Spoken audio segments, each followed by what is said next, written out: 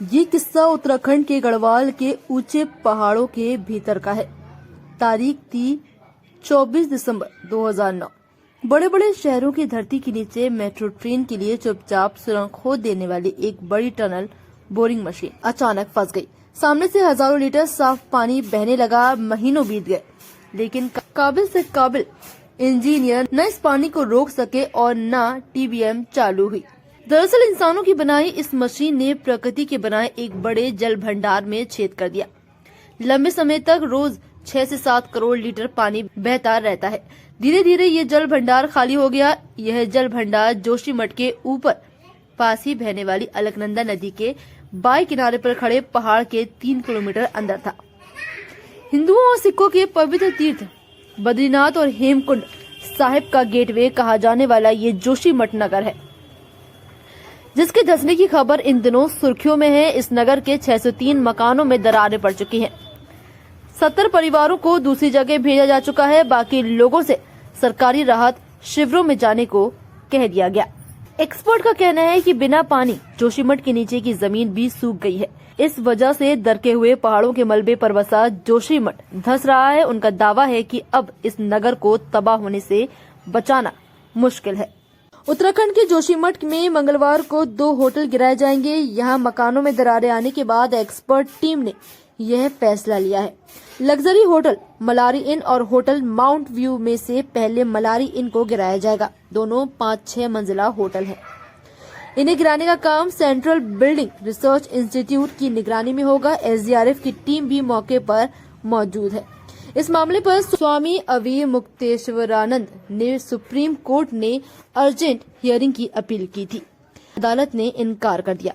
सुनवाई 16 जनवरी को की जाएगी। खगड़िया में एक खेत से अचानक कच्चा तेल निकलने लगा। इसे लूटने के लिए लोगों की होड़ मच गई। गांव में जैसे ही ये खबर पहुंची, लोग डिब्बा, बाल्टी, गैलन जिसे जो मिला वो लेकर तेल लूटने में जुट गए। मामला बकिया गांव का है। यहां मंगलवार सुबह लोगों ने खेत से कच्चा तेल निकलते देखा। इसकी जानकारी आसपास के गांव वालों को मिली तो देखते ही देखते वहां तेल लूटने वालों की भीड़ उमड़ पड़ी। खेत में फैले तेल को वहां हर कोई डब्बा, बोतल, बाल्टी में भरकर घर ले जाते दिखे। देखते ही देखते सैकड़ों की भीड़ अपनी अपनी क्षमता के अनुसार तेल लूटकर घर पहुंचने में लगे रहे। इसमें छोटे छोटे बच्चे, बुजुर्ग और महिलाएं भी शामिल थी। खबरों के मुताबिक जमीन के अंदर से निकलने वाली तेल की रफ्तार इतनी तेज है कि आसपास के 500 मीटर की परिधि में खेतों में हर तरफ तेल फैल गया। भैयार जाने वाले रास्ते पर भी तेल की धार बहने लगी। करीब 4 घंटे बाद मौके पर पहुंची पुलिस ने तेल की लूट कर रहे लोगों की भीड़ को खदेड़ना शुरू कर दिया तो लोग भाग गए।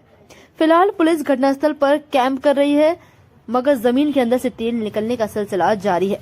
बताया जाता है कि बहियार में एक गड्ढे से तेल निकलना शुरू हुआ तो वह गड्ढा पूरी तरह भर गया। उसके बाद तेल खेत में फैलने लगा। सुबह बहियार की तरह निकले लोगों ने जमीन के नीचे से तेल निकलते देखा तो लूट शुरू हो गई। घटना जिले के चौथम थाना क्षेत्र स्थित बकिया गांव के समीप स्थित बहियार की है। जमीयत उलेमा ए हिंद के राष्ट्रीय अध्यक्ष मौलाना अरशद मदनी ने को एजुकेशन पर सवाल उठाया। अरशद मदनी ने कहा, को एजुकेशन से धर्म परिवर्तन को ऊर्जा मिल रही है। अपने बच्चों को धर्मांतरण के प्रलोभन से बचाने के लिए हमें अपने शिक्षण संस्थान खोलने ही होंगे, क्योंकि देश में तेजी से धर्म त्याग बढ़ रहा है। धर्म परिवर्तन का सिलसिला खतरनाक है। अभी 3 दिन पहले हरिद्वार में निरंजनी अखाड़े के आचार्य महामंडलेश्वर कैलाश नंद से मिले थे। उन्होंने हिंदू मुस्लिम एकता की बात कही थी। दोनों का खून एक बताया था। धर्म परिवर्तन को जबरन कराना गलत बताया था। अब 3 दिन बाद को एजुकेशन पर सवाल उठा दिए गए। राजधानी भोपाल में करनी सेना परिवार का आंदोलन तेज होता जा रहा है। 3 दिन से भेल इलाके में आंदोलन जारी है। प्रदर्शनकारी के पास अभी 15 दिन के राशन का इंतजाम है। पूर्व मुख्यमंत्री कमलनाथ ने इस आंदोलन पर कहा कि मुख्यमंत्री और सरकार को करनी सेना परिवार से बात करना चाहिए। कोई भी बात हो उस पर चर्चा होनी चाहिए। समझना चाहिए कि क्या उनका आक्रोश है। उस आक्रोश को सुनकर जो सही हो वो मानना चाहिए। अमेरिका के एक छोटे से शहर सेंट पॉल की हेमलिन यूनिवर्सिटी इन दिनों काफी चर्चा में है। वहां आर्ट हिस्ट्री की एक प्रोफेसर को धार्मिक भावना आहत करने के मामले में नौकरी से निकाल दिया गया। प्रोफेसर एरिका लोपेज प्रेटर पर आरोप है कि उन्होंने क्लास में पैगंबर मोहम्मद की 14वीं सदी में बनाई गई एक पेंटिंग दिखाई, जिससे यूनिवर्सिटी में पढ़ने वाले मुस्लिम छात्र नाराज हो गए। अमेरिका में एरिका को नौकरी से निकालने का मुद्दा बड़ा हो गया। एक टाउन हॉल मीटिंग में एक मुस्लिम स्पीकर ने कहा कि पैगंबर की तस्वीर दिखाना हिटलर को अच्छा बताने के बराबर है। वहीं कई लोग प्रोफेसर लोपेज के समर्थन में आगे आ रहे हैं। इन लोगों का मानना है कि आर्ट हिस्ट्री की प्रोफेसर होने के नाते वो केवल अपना काम कर रही थी। सऊदी अरब ने हज यात्रा पर कोरोना के दौरान लगाई गई पाबंदियों को हटा दिया है। साथ ही हज के लिए उम्र की सीमा भी हटा दी गई है, यानी अब हर उम्र का व्यक्ति हज यात्रा पर जा सकेगा। जायरीनों की सीमा से भी प्रतिबंधित हटा दिया गया है। ये पाबंदियां कोरोना से बचने के लिए लगाई गई थी। सऊदी अरब की हज और उम्रा मिनिस्टर तौफीक अल रबिया ने बताया कि 2023 में हज यात्रा करने वाले लोगों की संख्या कोरोना के पहले जैसे ही होगी। अरब न्यूज के मुताबिक 2019 में दुनिया भर के 25 लाख लोगों ने हज यात्रा की थी। कोरोना के चलते 2020 में भी ये संख्या घटकर 1000 रह गई। कोरोना में केवल वही लोग हज कर सकते थे जो सऊदी अरब के मूल निवासी हों और जिनकी उम्र 20 से 50 साल की। उत्तर प्रदेश के जिला गाजियाबाद में ऑटो ड्राइवर धर्मपाल यादव की कथित तौर पर पुलिस पिटाई से मौत का मामला तूल पकड़ रहा है। कनावनी चौकी प्रभारी रविंद्र कुमार और 2 कांस्टेबल के खिलाफ गैर इरादतन हत्या IPC 304 का केस दर्ज कर लिया गया। इधर अखिलेश यादव ने इस प्रकरण को शर्मनाक बताते हुए 1 करोड़ रुपए मुआवजे की मांग की है। उन्होंने कहा, यूपी पुलिस निर्दोषों की हत्या कर रही है। यूपी में पिछले 9 दिनों से कड़ाके की ठंड पड़ रही है। पारा गिरकर 3 डिग्री सेल्सियस के आसपास बना है। मंगलवार को लखनऊ, कानपुर, आगरा, मथुरा सहित पूरे यूपी में घना कोहरा छाया है। मथुरा में कोहरे के कारण 2 हादसे हुए, जिसमें 16 वाहन एक दूसरे से टकरा गए। पहला फरहा क्षेत्र में हुआ, यहाँ 10 वाहन आपस में टकरा गए।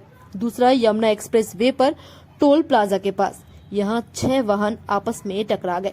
इसमें अमेरिका के न्यूयॉर्क से आए पर्यटकों की कार आगे चल रहे ट्रक में घुस गई।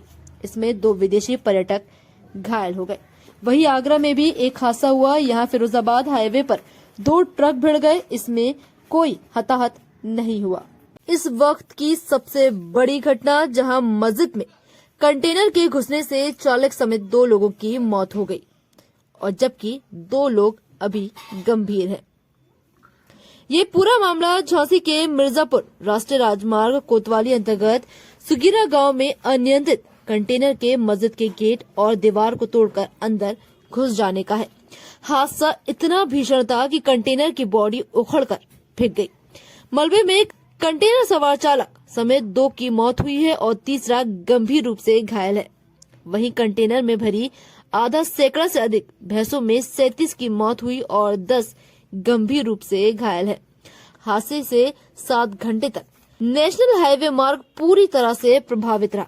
सूचना पर सर्किल अफसरों ने घटनास्थल पहुंचकर कई घंटों तक ऑपरेशन चलाया और यातायात व्यवस्था को बहाल कराया गया। खबरों के मुताबिक यह कंटेनर महोबा से पनवाड़ी की ओर जा रहा था। जैसे ही सुगिरा गांव स्थित पहुंचा तो चालक का संतुलन बिगड़ गया और अनियंत्रित कंटेनर मस्जिद के गेट और दीवार को तोड़कर अंदर घुस गया।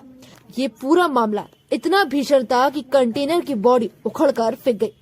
कंटेनर में सवार चालक, खलासी और आधा सैकड़ा से अधिक भैंसें बुरी तरह से मलबे में दब गई। सूचना पर सीओ उमेश चंद्र पुलिस बल के साथ मौके पर पहुंचे। मस्जिद में कंटेनर घुसने से लोगों में आक्रोश फैल गया। पुलिस ने लोगों से संयम बरतने का कहा। नेशनल हाईवे पर हादसे के बाद जाम लग गया। एसडीएम, तहसीलदार, प्रभारी निरीक्षक ने रेस्क्यू ऑपरेशन चलाया।